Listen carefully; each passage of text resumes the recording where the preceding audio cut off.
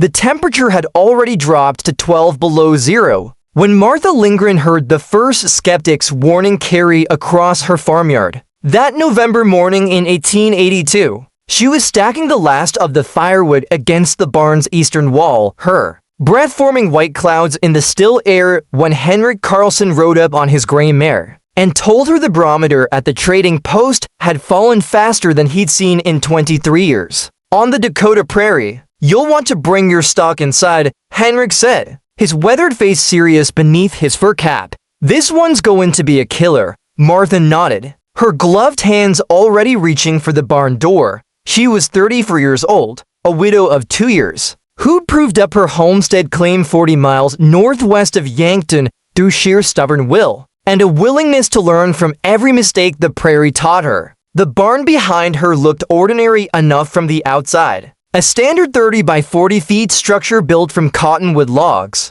hauled up from the Missouri River bottomlands. Its roof shingled with split cedar, its walls chinkled with prairie clay mixed with dried grass. But Henrik didn't know what she built inside those walls during the past 14 months. Nobody did. And she intended to keep it that way until the innovation proved itself beyond any shadow of doubt. She'd learned early in her homesteading years that the Dakota Territory demanded respect. The land could swing from 98 in August to 40 below in January, could go from drought to flood in a single season, could kill a man faster than any wild animal. If he didn't understand the fundamental physics of survival in a place where the nearest doctor was 73 miles away and the wind never truly stopped. Her husband Niels had understood that he'd survived 3 winters before the typhoid took him. In the spring of 1880, leaving Martha with 160 acres of partially broken sod, a mortgage at the land office, and a determination to not just survive, but to master this landscape that had broken so many others. The wind picked up as she secured the barn door behind her, and she felt the first sting of ice crystals against her cheeks. The sky to the northwest had taken on that peculiar greenish-gray color that old-timers called Widowmaker light, the kind of sky that preceded the storms that left cattle frozen standing in the fields, that buried entire homesteads under drifts 20 feet deep, that killed families who'd made the fatal mistake of thinking their traditional building methods from Ohio or Pennsylvania would be sufficient for prairie winters. Inside the barn, her 3 milk cows and 2 draft horses shuffled nervously in their stalls. The temperature in here was already noticeably warmer than outside, maybe 24, she estimated. But that wouldn't be enough when the real cold hit. She moved through the familiar space, checking feed bins and water troughs, her eyes constantly drawn to the northern wall, where her secret waited behind a carefully constructed facade of stacked hay bales and hanging harnesses. 14 months ago, she'd started excavating, while her neighbors built their barns the conventional way, log walls, open interiors, maybe a hoft for extra storage. Martha had done something different. She'd studied the way the Norwegians back in her family's homeland had built their storage rooms partially underground, had observed how the Dakota earth itself stayed at a constant 50 for year-round. Once you got down below the frost line, she'd read everything she could find about thermal mass and heat retention in the agricultural journals that occasionally made their way to the Territorial Library in Yankton. Then she'd done the math. If she could build a chamber inside her barn, Earth-Bermed on 3 sides and insulated with 3 feet of packed sod on the exposed wall, she could create a space that would stay warm enough to preserve life, even when the outside temperature dropped to levels that would kill within minutes. The earth would act as both insulation and heat battery, absorbing warmth during the day and releasing it slowly through the night. The livestock in the main barn would provide additional heat. The double wall construction would create dead airspace for extra insulation, and if she built it right, really right, nobody would even know it was there until she was ready to show them. She'd spent that summer of 1881 digging. Every evening after fieldwork, she'd excavate another 8 to 10 cubic feet, carrying it out in buckets and scattering it across her property so no pile would reveal her project. She could sod bricks 18 in by 12 in by 4 in thick, scavenged flat stones from the creek bed 3 miles east, and salvaged lumber from an abandoned claim. By October 1881, the chamber was complete. 12 FTX 14 feet by 7 feet high, earth-bermed into the barn's northern wall with an entrance concealed behind storage. Inside, she'd installed a small sheet iron stove with a flue that vented through the barn's main chimney. She'd stocked 6 months of provisions: salt pork, wheat, cornmeal, preserved vegetables, dried apples, smoked venison, 60 pounds of coffee. She'd added blankets, medical supplies, lamp oil, candles, matches, and waterproof tins. And tools for repairs. The cost had been substantial. Nearly $40 in materials she couldn't scavenge. But Martha believed in insurance you could touch and test. She hadn't told anyone because she knew exactly what they'd say. And within weeks of completing the chamber, the skeptics had started circling. Thomas Brennan arrived first, 3 days after she'd finished the project. He was 46 years old, a former Union Army quartermaster who'd homesteaded in the territory since 1873 and who'd survived the famous blizzard of 1875 that had killed 18 people in the county. He'd heard somehow, probably from Henrik, who'd noticed her buying extra sod bricks at the supply cooperative, that Martha was doing something peculiar with her barn. "I heard you've been building some kind of special room," Thomas said, standing in her barn with his arms crossed over his chest. He was a thick-bodied man with iron gray hair and the kind of absolute certainty that came from 9 years of frontier survival. "Mind if I ask why you'd waste good resources on such a thing when your regular barn works perfectly well?" Martha had shown him the chamber then, pulling aside the hay bales to reveal the heavy plank door set into what looked like a solid wall. Inside,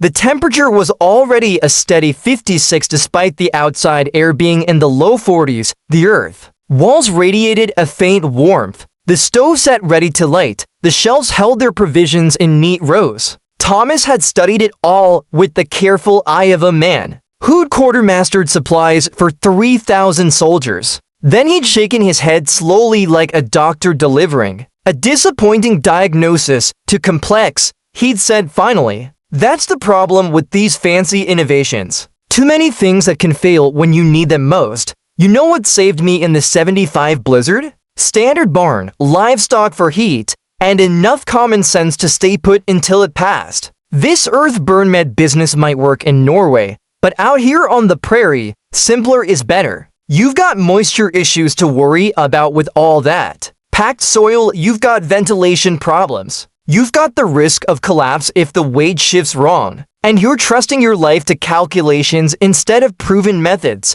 He'd meant well. Martha knew Thomas Brennan wasn't a fool. He'd kept his family alive through conditions that had killed their neighbors. But his experience had taught him to trust only what he'd personally tested. And this chamber represented too many variables he couldn't control. If you're finding value in these stories of frontier, innovation, and survival, take a moment to subscribe to this channel. We're documenting the forgotten techniques and hard-won wisdom of the settlers who shaped this continent, and your subscription helps preserve these lessons for future generations. These aren't just stories. They're a record of human ingenuity under the most challenging conditions imaginable. The second skeptic arrived a week later. Sarah Kowalski was 51, a Polish immigrant who'd survived the Prussian winter campaigns of 1870 and homesteaded since 1877. She walked around the chamber with hands clasped behind her back like a general inspecting fortifications.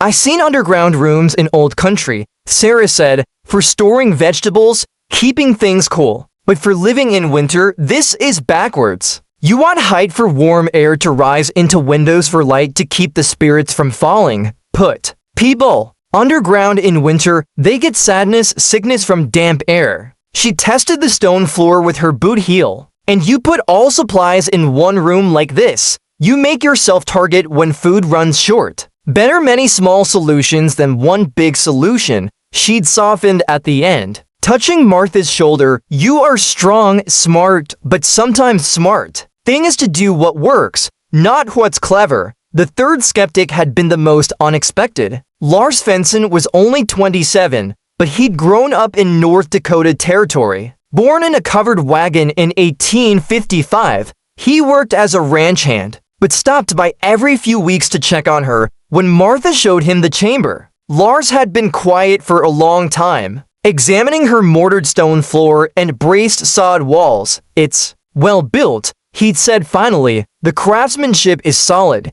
but here's what worries me. The prairie doesn't reward complexity. Your regular barn, if it fails, you can see it failing. Patch a wall, move your stock. But this chamber, if something goes wrong in the middle of a 3-day blizzard at 40 below, what's your backup plan? You've created a space with no easy exit, no way to adapt, no margin for error. That's not frontier wisdom. That's putting all your faith in a system that can't be tested until failure means death." Lars had meant it kindly, and that somehow made it worse. He wasn't dismissing her intelligence or her capability. He was pointing out that she'd built something that couldn't be proven safe until circumstances rose where failure would be catastrophic. The encounters had left Martha second-guessing herself through the rest of that winter, and all through the following summer. Maybe they were right. Maybe she'd overcomplicated things. Maybe the chamber was a monument to pride rather than practical innovation. She'd kept it stocked and maintained anyway, checking the provisions monthly, testing the stove quarterly, making sure the structure remained sound. But she'd started to wonder if she'd ever actually need it, or if it would just stand as an expensive lesson in the difference between theoretical engineering and frontier reality. Now, on this November day in 1882, with the barometer falling and the sky taking on that deadly color, she found herself grateful for every skeptical voice that had pushed her to double-check her work, to plan for contingencies, to make the chamber more robust than her original calculations required. The wind hit the barn like a physical blow round 2 o'clock that afternoon. Martha had brought all her livestock inside and was checking the chamber's readiness when she heard the roar of the approaching storm. Not the whistle or howl of normal wind, but a sustained bellow that sounded like an avalanche of ice and fury bearing down from the Arctic. The temperature had dropped 31 in the past 6 hours. The barn walls shuddered under the impact of wind that had to be pushing 50 meters an hour already, and this was just the leading edge of the system. She lit the small stove in the chamber, letting it burn hot enough to bring the room temperature up to 68. The stone floor absorbed the heat readily, and the thick sod walls kept every bit of warmth from escaping. The difference between this space and the main barn was already dramatic. Out there, despite the livestock's body heat, the temperature was struggling to stay above 15. In here, it felt like a spring evening. That's when she heard the pounding on her barn door. Not the hammering of wine-driven debris, but the deliberate, desperate pounding of a human fist against wood. She fought her way through the main barn and hauled open the door, leaning hard against the wind to keep it from slamming back against the wall. 3 figures stumbled inside in an explosion of snow and ice. Sarah Kowalski, her daughter Katarzyna, who was 6 months pregnant, and Sarah's 9-year-old grandson Poter. They were all 3 coated in snow, their faces red from wine burn,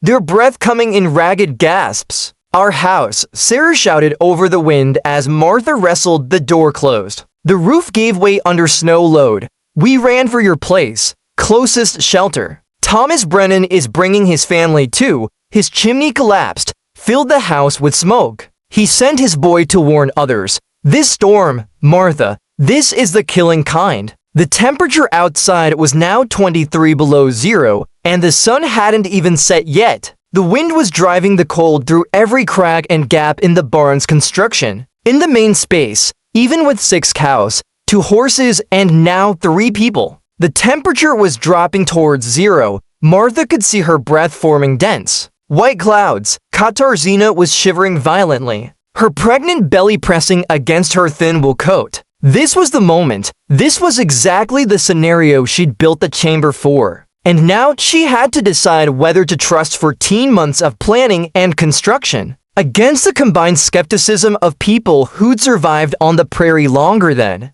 She had. I have something to show you, Martha said. The look on Sarah's face when Martha revealed the hidden chamber was worth every skeptical word. The woman had spoken, her eyes widened, then narrowed in calculation as she processed what she was seeing. The Earth-Bermed walls, the heated stones radiating warmth, the stocked shelves, the small stove burning steadily with a flue that vented without creating backdraft. The temperature in here was 66 and climbing. It felt like sanctuary, Makoa. Sarah whispered, which Martha had learned was Polish for Mother of God, then louder. You built all this alone and you said nothing. I needed to be sure it worked, Martha said simply. She was already pulling blankets from the shelves, preparing a space for Katerina to sit. Get inside, all of you. We've got maybe 30 minutes before the others arrive if they're coming. They came. Thomas Brennan crashed through the barn door 15 minutes later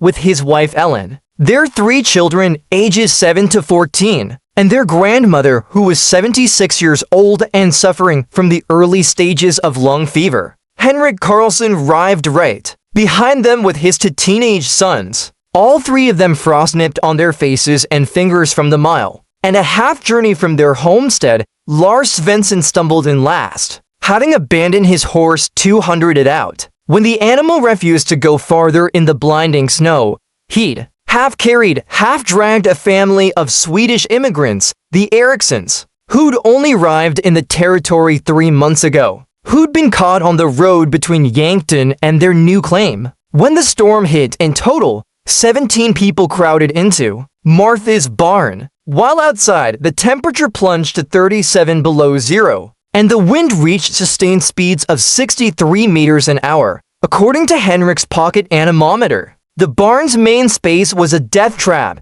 The temperature there had fallen to 4 below, and even with all the livestock clustered together, it was dropping to degrees every 15 minutes. Frost formed on the inside walls. The wind found every gap in the construction, howling through with ice crystals that stung exposed skin, but the chamber held. Martha moved them all inside in shifts, the most vulnerable first, then the children, then the adults who could still function in the extreme cold. The space that she designed for perhaps 6 people in an emergency now held 17 human bodies pressed close together, plus the heat from the small stove that she fed carefully with split cottonwood, monitoring the flue to prevent carbon monoxide build up while ensuring adequate ventilation through the 2 carefully placed air vents she'd installed near the ceiling. The temperature in the chamber stabilized at 71. The stone floor radiated steady warmth. The 3 ft thick saw walls and the Earth-Bermed kept the outside cold from penetrating.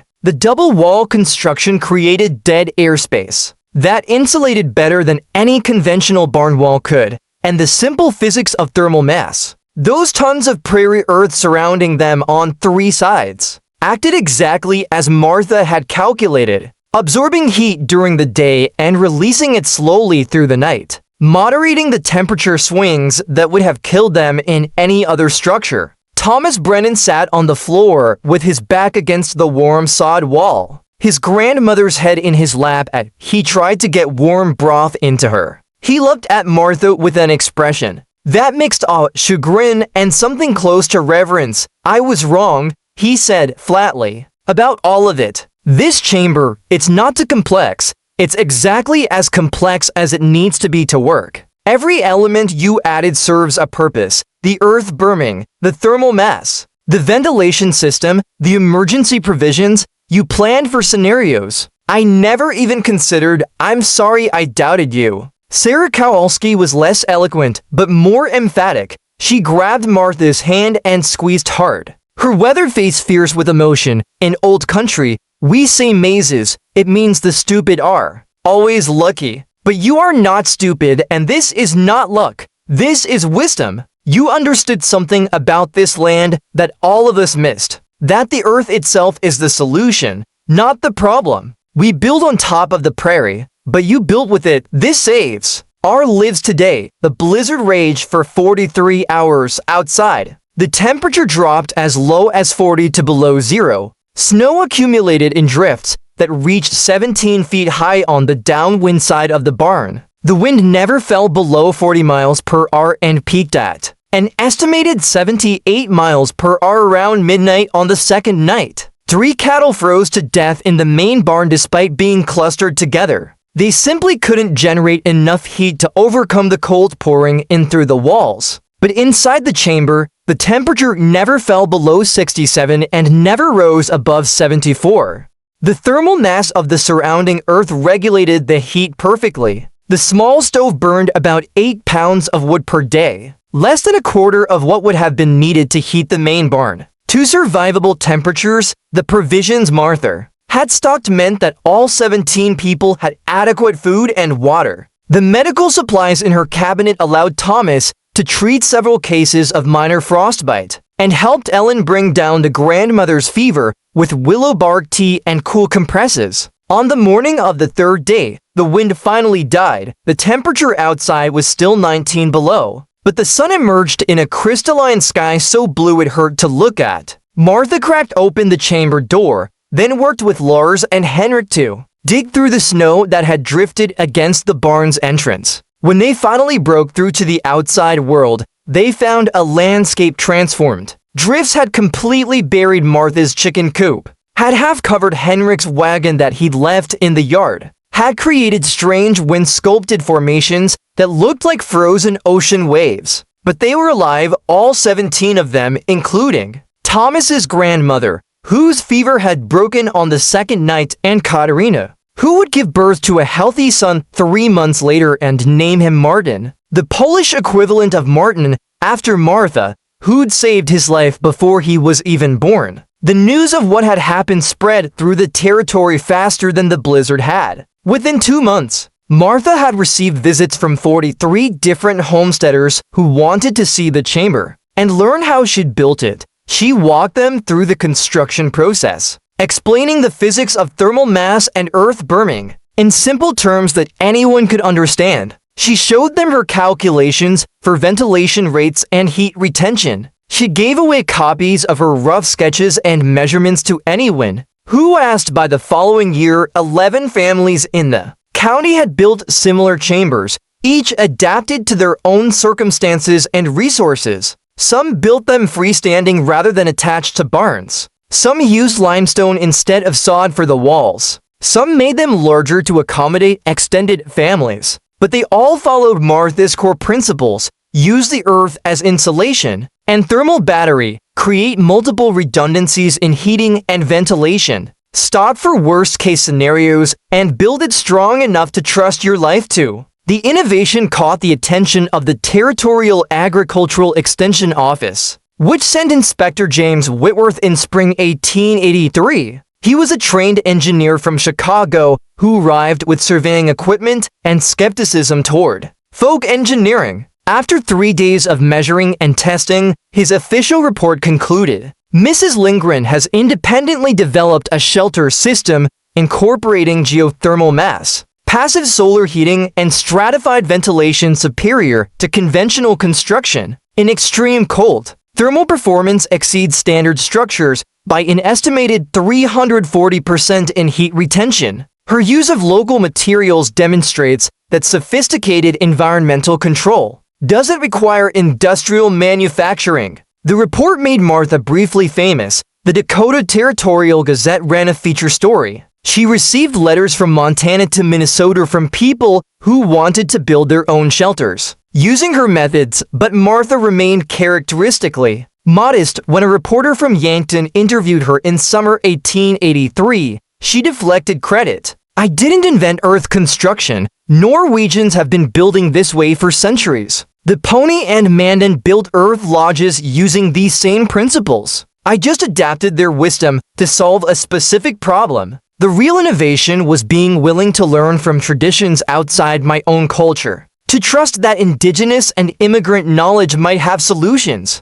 MAINSTREAM American practices had overlooked. The chamber served Martha for another 18 years until she sold her homestead in 1900 and moved to Yankton to live with her niece. The family who bought her property used the chamber continuously through the harsh winters of the 1890s and the early 1900s. When electricity finally reached the area in 1923, They added electric lighting but kept the basic structure intact. During the brutal winters of the 1930s Dust Bowl era, the chamber again proved its worth, providing shelter to 3 generations of the same family during blizzards that killed hundreds of people across the Great Plains. The barn itself was torn down in 1957 when the property was sold to a corporate farming operation, but photographs exist showing the chamber's construction before demolition. The stone floor is still visible in those images, along with the thick sod walls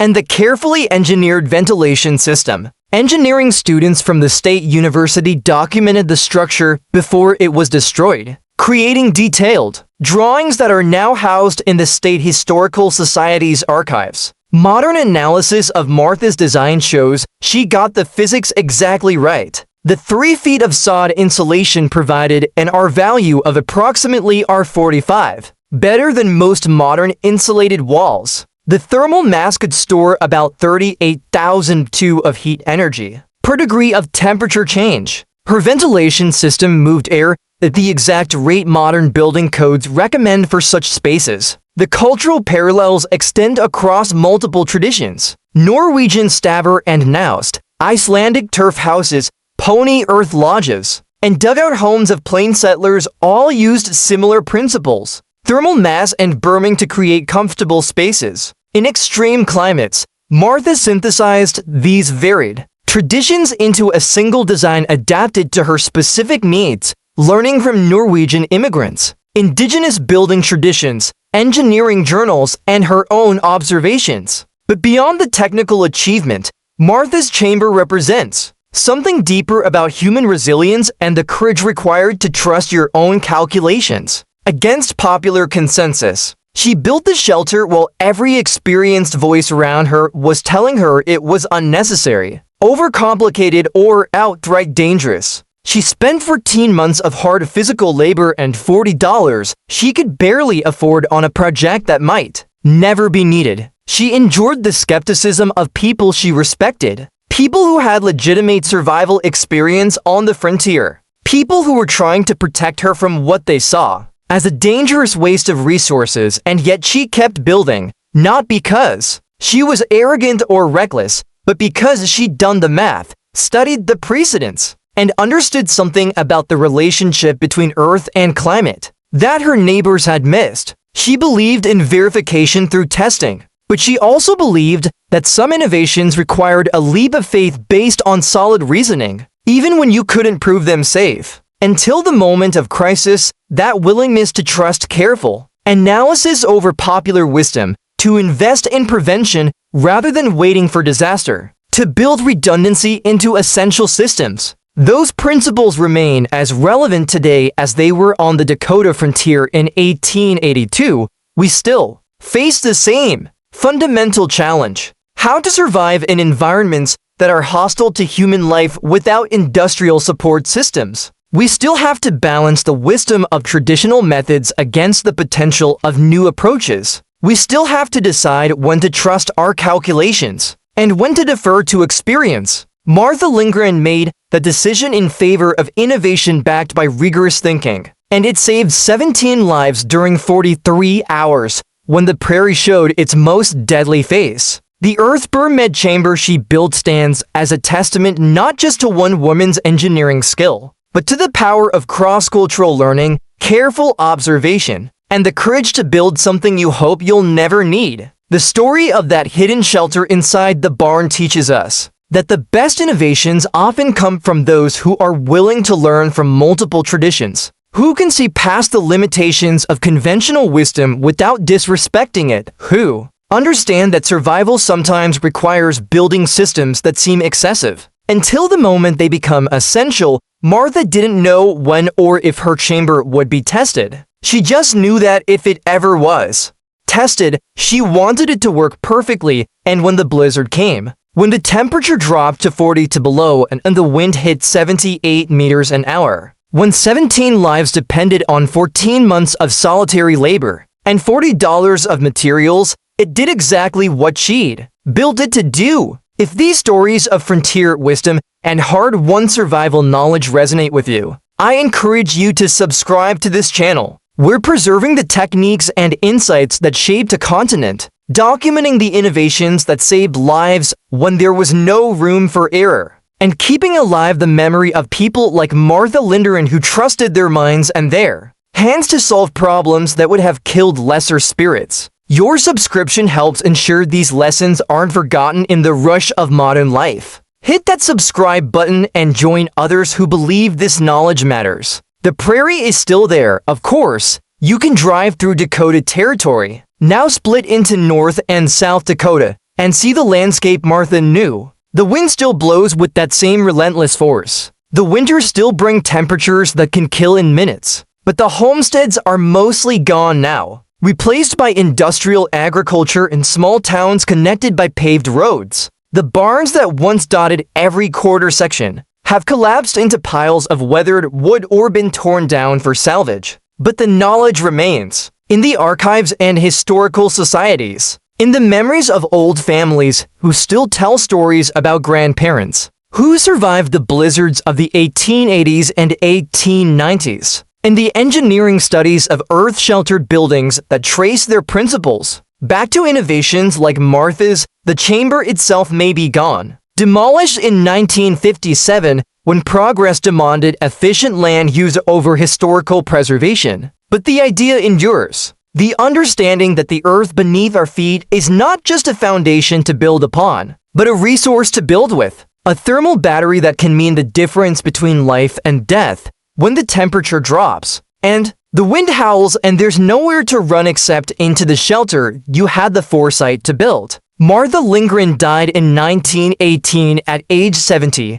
She never remarried, never built another shelter, never sought recognition, but in the community around Yankton, her name remains synonymous with quiet competence, the willingness to do hard work that might never be appreciated, to trust your thinking while respecting others' experience. The last recorded use of her chamber was in January 1936 during a blizzard that killed 47 people across South Dakota and Nebraska. The Svoboda family sheltered 9 people in that earth room for 31 hours. While outside the temperature dropped to 38 below. They survived, every one of them, in a space built 54 years earlier by a woman who understood that the best time to build a shelter is long before you need it. That's the legacy worth remembering. Not just the technical details, but the human courage to prepare for disasters you hope will never come, to learn from traditions outside your own culture, to trust your calculations against popular skepticism. Martha Lingren had that courage. The 17 people who survived in her hidden chamber lived because one widow on the Dakota frontier refused to believe that the way things had always been done was the only way. The earth is still there, 50 for year-round at depth waiting to be used. The principles still work: thermal mass, earth burning, passive heating. What's required is what was always required: the willingness to learn, the patience to build correctly, and the courage to trust that preparation matters even when you can't predict the crisis to come. The barn is gone, the chamber is gone, Martha herself has been dead for over a century. But on cold nights, when the wind howls across the Dakota plains, there are still people alive because a widow in 1881 spent 14 months building a shelter she hoped she'd never need. That's not just history. That's a lesson in survival that remains as urgent today as it was in the age of homesteads and hand tools, in the absolute necessity of getting it right the first time. That's the frontier wisdom worth preserving. That's the knowledge we document in these videos. Subscribe, share these stories, and help keep this knowledge alive for the generations who will need it when the blizzard comes. And there's nowhere to shelter except in the wisdom of those who built well and thought ahead.